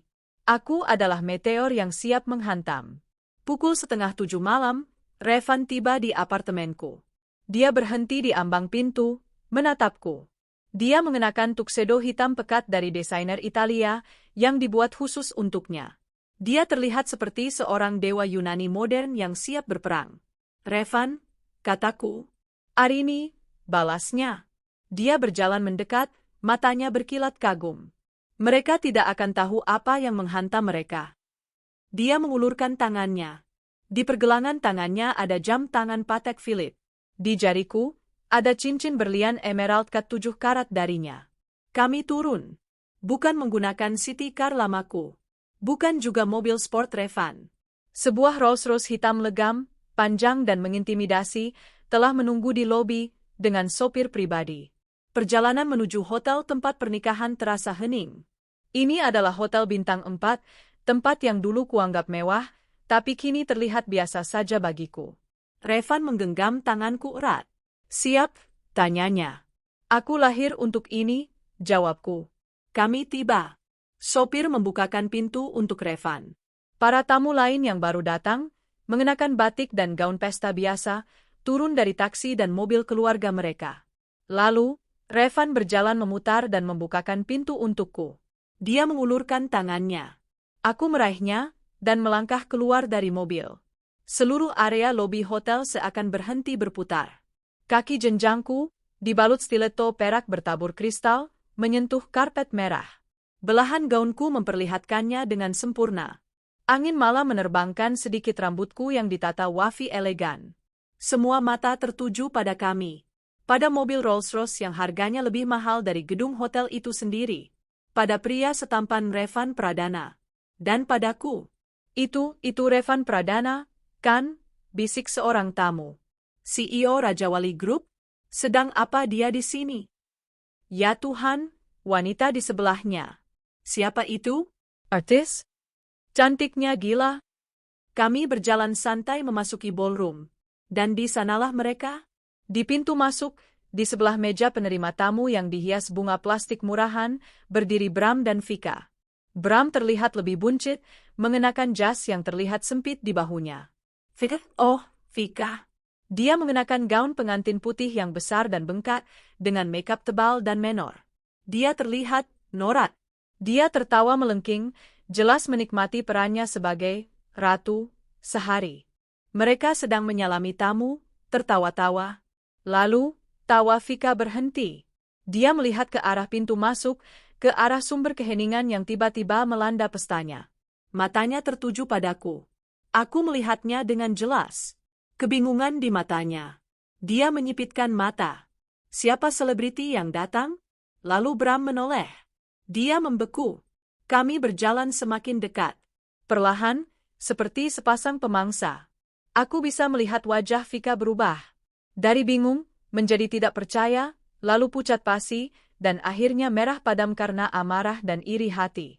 Bram, di sisi lain, hanya melongo. Mulutnya sedikit terbuka. Dia tidak mengenaliku, lalu dia mengenaliku, dan ekspresinya hancur. Wajahnya pucat seperti mayat. Dia seperti melihat hantu, hantu yang jauh lebih cantik, lebih kaya, dan lebih berkuasa daripada yang pernah dia bayangkan. Aku sengaja berhenti tepat di depan mereka. Seluruh ballroom menahan napas. Musik berhenti. Bram, sapaku, suaraku tenang dan dingin seperti es. Vika. Vika gemetar. Amarah membuat makeupnya terlihat retak. Arini, suaranya nyaris tidak keluar. Dia menatap penampilanku dari atas ke bawah, dari stiletto kristalku, gaun perakku, kalung berlian di leherku, hingga cincin pertunangan di jariku. Matanya terpaku pada cincin itu. Bram menelan ludah, jakunnya naik turun. Arini, kamu? Dia tidak bisa berkata-kata. Dia menatap Revan di sebelahku dengan ketakutan. Dia jelas mengenali Revan dari majalah bisnis. Selamat atas pernikahan kalian, kataku, senyum tipisku, senyum yang kupelajari dari Revan, terbit di bibirku. Kamu? Siapa dia? Desis Vika, menunjuk Revan dengan dagunya, berusaha terlihat angkuh tapi gagal total. Maaf, kataku. Di mana sopan santunku? Aku berbalik sedikit, menggandeng lengan Revan. Kenalkan. Ini Revan Pradana. Tunanganku. Pernyataan itu meledak seperti bom di keheningan ballroom. Tunangan? Bisik Bram, matanya membelalak ngeri. Revan Pradana? Para tamu undangan di belakang kami mulai berbisik hebat. Tadi dia bilang Revan Pradana. Tunangannya? Berarti wanita itu? Arini? Mantan istrinya Bram? Ya Tuhan, itu Arini. Beda banget. Gila, kayak bidadari. Bram tolol banget buang yang kayak gini. Lihat pengantinnya. Kalah telak. Aku mendengar semuanya. Dan Vika juga mendengarnya. Wajahnya yang pucat kini berubah ungu. Kamu jalang, pekik Vika, suaranya melengking dan pecah. Kamu sengaja, kan? Kamu sengaja mau menghancurkan pestaku. Revan melangkah maju 1 inci. Hanya 1 inci. Tapi aura dingin yang keluar darinya membuat Vika mundur selangkah ketakutan. Jaga mulut Anda, Nyonya, kata Revan, suaranya datar, tapi menusuk. Anda sedang berbicara dengan calon istri saya. Inilah dia. Babak pertama pembalasan dendamku. Aku datang. Aku terlihat. Dan aku telah menang. Oh, jangan khawatir, Vika, kataku, menatap lurus ke matanya yang penuh kebencian. Pestanya belum hancur. Aku tersenyum. Pestanya baru saja dimulai. Pekikan, jalang, dari Vika menggema di ballroom yang hening. Musik yang baru saja akan dimulai, kembali mati. Semua mata tertuju pada kami. Wajah Vika merah padam, gaun pengantinnya yang bengkak bergetar karena amarah. Revan, yang berdiri di sisiku, bahkan tidak menoleh pada Vika. Dia menatap lurus ke arah Bram. Suhu di sekitar kami seakan turun 10 derajat. Bram, yang ketakutan setengah mati pada Revan, buru-buru menarik lengan Vika. Vika, jangan. Diam, bisiknya, panik. Diam. Dia menghina kita, Bram. Dia sengaja pamer. Usir dia, raung Vika, mencoba melepaskan cengkeraman Bram. Aku mengangkat tanganku sedikit, meminta Vika diam dengan gestur yang tenang. Ajaibnya, dia berhenti berteriak, napasnya terengah-engah. Vika, kataku, suaraku lembut namun terdengar jelas di seluruh ruangan. Aku tidak di sini untuk pamer. Aku di sini karena kamu yang undang. Aku mengangkat undangan pink murahan itu dari tas tanganku. Kamu bilang, kamu ingin lihat segembel apa aku sekarang. Iya, kan? Wajah Vika pucat pasi. Dia tidak menyangka aku akan membawanya.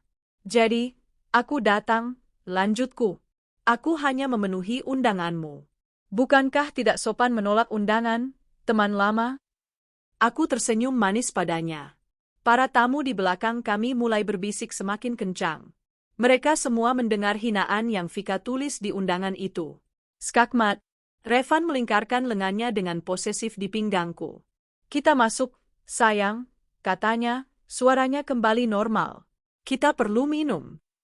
Dia menuntunku, melewati Bram dan Vika yang membeku, seolah mereka adalah patung penjaga pintu yang tidak penting. Kami melangkah masuk ke ballroom, dan semua mata mengikuti setiap langkah kami. Aku bisa merasakan tatapan iri, kagum, dan kasihan. Iri pada penampilanku, kagum pada pasanganku, dan kasihan pada pengantin wanita yang baru saja kalah telak bahkan sebelum pesta dansa dimulai. Kami duduk di meja terdepan, meja yang jelas disediakan untuk keluarga, tapi kebetulan kosong. Tak ada yang berani mengusir kami. Pesta itu benar-benar hancur. MC, pembawa acara, mencoba membangkitkan suasana dengan lelucon-lelucon garing, tapi tidak ada yang tertawa. Semua orang sibuk melirik ke meja kami, ke Bram dan Vika yang kini duduk di pelaminan dengan wajah kaku seperti topeng. Vika terus-menerus menyeka air matanya dengan kasar, merusak riasannya. Bram hanya menunduk, tidak berani menatap ke arahku atau Revan.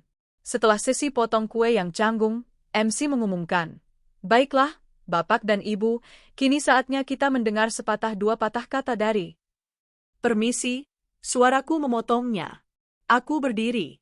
Seluruh ruangan kembali senyap. Aku mengambil gelas sampanyeku dan berjalan santai menuju panggung kecil di depan pelaminan. MC itu tampak bingung. "Maaf, Bu. Saya hanya ingin memberi hadiah spesial untuk kedua mempelai," kataku, tersenyum padanya. Aku mengambil alih mikrofon. Aku menatap lurus ke arah Bram dan Vika di pelaminan. Mereka terlihat seperti terdakwa yang menunggu vonis mati. "Selamat malam," sapaku ke seluruh ruangan. Suaraku yang jernih menggema lewat pengeras suara. Bagi yang mungkin sudah lupa, nama saya Arini Wijaya. Saya adalah istri pertama Mas Bram. Terdengar pekikan tertahan dari kerumunan tamu. Saya di sini, lanjutku, bukan untuk merusak pesta. Saya di sini untuk mengucapkan terima kasih. Keheningan total. Pertama, aku mengangkat gelasku ke arah Vika. Terima kasih, Vika. Terima kasih sudah mengambil Mas Bram dari saya. Dulu, saya pikir kehilangan dia adalah akhir dari hidup saya. Ternyata, itu adalah awal yang paling indah. Wajah Vika memutih. Kedua, aku berbalik menatap Bram. Matanya membelalak ngeri. Terima kasih, Mas Bram. Terima kasih sudah menceraikan saya. Terima kasih sudah menghina saya. Aku berhenti sejenak, membiarkan kata-kataku meresap. Terima kasih sudah bilang bahwa saya ini, bau, jelek, miskin, dan tidak berguna. Terima kasih sudah bilang bahwa pengemis pun tidak ada yang mau sama saya. Para tamu terperangah. Mereka tidak percaya ada yang bisa mengucapkan kata-kata sekejam itu. Hinaan kalian, kataku, suaraku bergetar, bukan karena sedih, tapi karena kekuatan. Adalah bahan bakar terbaik yang pernah kumiliki. Motivasi terbesar dalam hidup saya. Aku tersenyum lebar. Karena kalian bilang saya miskin, saya terpaksa bekerja. Dan kini, saya adalah Direktur Perencanaan Strategis di Raja Wali Group. Karena kalian bilang saya jelek dan bau, saya terpaksa merawat diri. Dan ya, hasilnya bisa kalian lihat sendiri. Aku memutar tubuhku sedikit, membiarkan gaun peraku berkilau di bawah lampu. Terdengar decak kagum. Dan yang terpenting, aku menatap lurus ke mata Bram. Karena kamu bilang tidak ada pria yang mau padaku, kamu memaksaku untuk keluar dan mencari. Dan aku menemukan yang terbaik. Aku mengarahkan gelasku pada Revan, yang duduk tenang di mejanya, menatapku dengan senyum bangga. Selamat atas pernikahan kalian, kataku pada Bram dan Vika. Hadiah dariku untuk kalian adalah kesuksesan dan kebahagiaanku. Sesuatu yang kalian berdua tidak akan pernah bisa pahami, apalagi miliki. Selamat menikmati sisa pesta kalian. Aku meletakkan mikrofon. Itulah saat Vika meledak. Blis kamu, Arini. Jalan sialan, teriaknya, suaranya seperti paku digaruk di papan tulis. Dia mengambil pisau kue di depannya dan melemparkannya ke arahku. Pisau itu jatuh jauh dariku. Revan bahkan tidak beranjak. Dua pria berjas yang sejak tadi berdiri di dekat pintu, yang kukira tamu, tiba-tiba sudah ada di depanku, melindungiku. Mereka adalah pengawal Revan. Vika kini histeris. Dia melempar piring buah, gelas, apa saja. Pesta itu berubah menjadi sirkus. Bram, alih-alih menenangkan istrinya, justru menatapku dengan tatapan menyesal. Tatapan memohon. Revan berdiri dari kursinya. Dia tidak menatap Vika yang mengamuk. Dia menatap lurus ke arah Bram. Bramanta, kata Revan, suaranya dingin dan mematikan, namun terdengar jelas di tengah keributan. Bram menegang. Iya, Pak Van. Anda manajer logistik di PT Cipta Jaya Abadi, bukan? Darah seketika surut dari wajah Bram. PT Cipta Jaya adalah pemasok kecil yang 80% kontraknya bergantung pada Raja Wali Group. Benar, Pak? Ada apa? Ya, Pak? Tanyanya, gemetar hebat. Revan mengeluarkan ponselnya. Dia menekan satu nomor. Sandi, katanya pada asistennya di seberang sana. Saya mau kamu hubungi Direktur PT Cipta Jaya Abadi sekarang juga. Jantung Bram seakan berhenti berdetak. Katakan pada mereka, lanjut Revan, matanya tidak lepas dari Bram. Raja Wali Group memutuskan semua kontrak kerjasama efektif detik ini. Tidak, jerit Bram, suaranya pecah. Revan mengangkat satu jari, meminta Bram diam. Kecuali, katanya pada Sandi. Kecuali mereka memecat seorang manajer bernama Bramanta. Saya tidak mau orang yang punya judgement seburuk itu mengurus logistik saya. Saya mau surat pemecatannya di email saya sebelum saya selesai sarapan besok pagi. Revan menutup teleponnya. Bram ambruk di kursinya di pelaminan. Habis sudah? Gumamnya, memegangi kepalanya. Vika, yang mendengar semuanya, berhenti mengamuk. Wajahnya pucat pasi. Apa? Maksudnya apa? Bram, kamu dipecat? Bram menatap Vika, tapi kali ini bukan dengan cinta. Dengan kebencian yang murni. Ini semua gara-gara kamu. Besar. Undangan bodohmu, teriaknya pada Vika. Kok jadi aku? Kamu yang buang dia duluan, balas Vika. Mereka mulai bertengkar hebat, saling menyalahkan di atas pelaminan pernikahan mereka sendiri, di depan ratusan tamu. Aku menonton drama itu selama beberapa detik. Bara dendam di hatiku, yang menyala selama lebih dari 1 tahun, kini perlahan padam. Aku tidak merasakan apa-apa lagi. Tidak benci, tidak kasihan. Hanya kosong. Selesai. Revan menghampiriku, melepaskan jas tuksedonya dan menyampirkannya di bahuku yang terbuka. Di luar dingin, bisiknya. Ayo pulang, sayang. Dia merangkul pinggangku. Bersama-sama, kami berbalik, meninggalkan ballroom yang kacau balau itu. Meninggalkan 2 orang yang telah menghancurkanku, yang kini sedang menghancurkan diri mereka sendiri. Para tamu tidak lagi melihat pengantin. Mereka menyingkir, memberi jalan pada kami, seolah kami adalah raja dan ratu yang baru saja memenangkan perang. Kami melangkah keluar dari hotel, di mana Rolls-Royce kami sudah menunggu. Angin malam terasa segar. Aku menarik napas dalam-dalam. Revan membukakan pintu untukku. Sebelum aku masuk, aku menoleh ke belakang sekali lagi. Aku bisa mendengar suara pecahan kaca dan teriakan Vika dari dalam. Pengemis pun tak ada yang mau, bisikku pada diriku sendiri. Aku tersenyum. Aku masuk ke dalam mobil mewah itu, kepelukan tunanganku yang tampan. Sopir menutup pintu, mematikan semua suara dari masa laluku. Buku itu telah resmi ditutup. Dan aku, Arini Wijaya, akhirnya bahagia. 1 tahun kemudian, di sebuah rumah kontrakan kecil yang pengap di pinggir kota, seorang pria duduk di sofa robek, menonton televisi dengan tatapan kosong. Dia, Bramanta, kini jauh lebih kurus, matanya kuyu, dan pakaiannya lusuh. Bram, kamu dengar, enggak? Gas habis. Sebuah suara melengking datang dari dapur.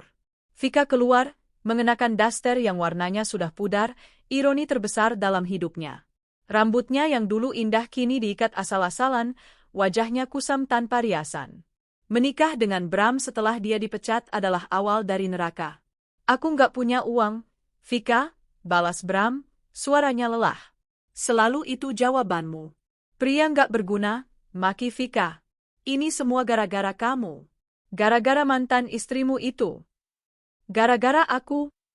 Kamu yang kirim undangan bodoh itu, balas Bram, akhirnya meledak. Kalau saja kamu bisa tutup mulut malam itu. Halah, tetap saja kamu yang dipecat. Kamu yang lemah. Lihat kita sekarang. Hidup kayak gem. Bram terdiam. Dia tidak bisa membantah.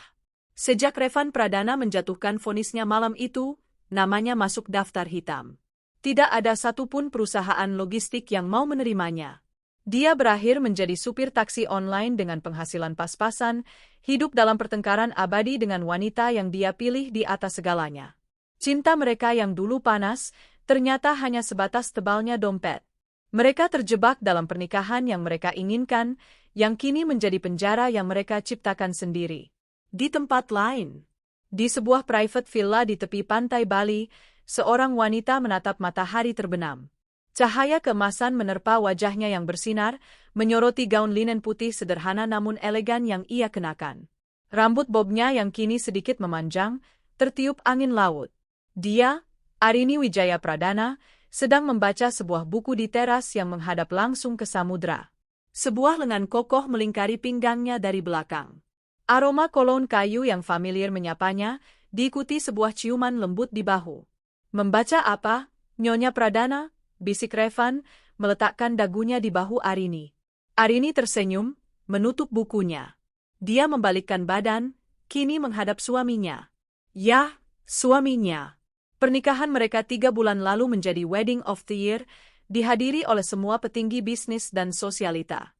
Hanya novel ringan, jawab Arini, merapikan kerah kemeja Revan. Bagaimana teleponmu dengan Rina? Berjalan baik, kata Revan, tersenyum. Dia bilang, toko kelontong ketiganya di Surabaya akan buka bulan depan. Dia wanita yang tangguh. Sama sepertimu. Dia sahabat terbaikku, kata Arini. Berkat modal dan bimbingan bisnis dari Arini dan Revan, Rina kini menjadi juragan sembako yang sukses. Revan menatap istrinya lekat. Kamu bahagia, Arini?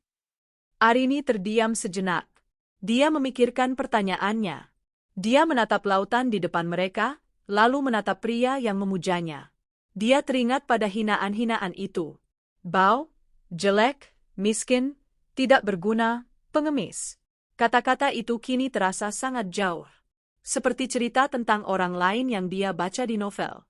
Bara dendam yang dulu membakar hatinya telah lama padam, digantikan oleh kehangatan yang utuh. Dulu, kata Arini pelan, menatap mata Revan. Aku pikir balas dendam terbaik adalah melihat mereka hancur. Dan mereka hancur, kata Revan singkat. Ya, Arini mengangguk. Tapi aku salah. Ternyata balas dendam terbaik adalah menjadi terlalu bahagia sampai-sampai kamu lupa bahwa kamu pernah terluka. Revan tersenyum. Dia menarik Arini ke dalam pelukannya. Aku tidak pernah lupa, Revan, bisik Arini, membenamkan wajahnya di dada suaminya. Aku ingat setiap detiknya. Tapi sekarang rasanya bukan sakit lagi.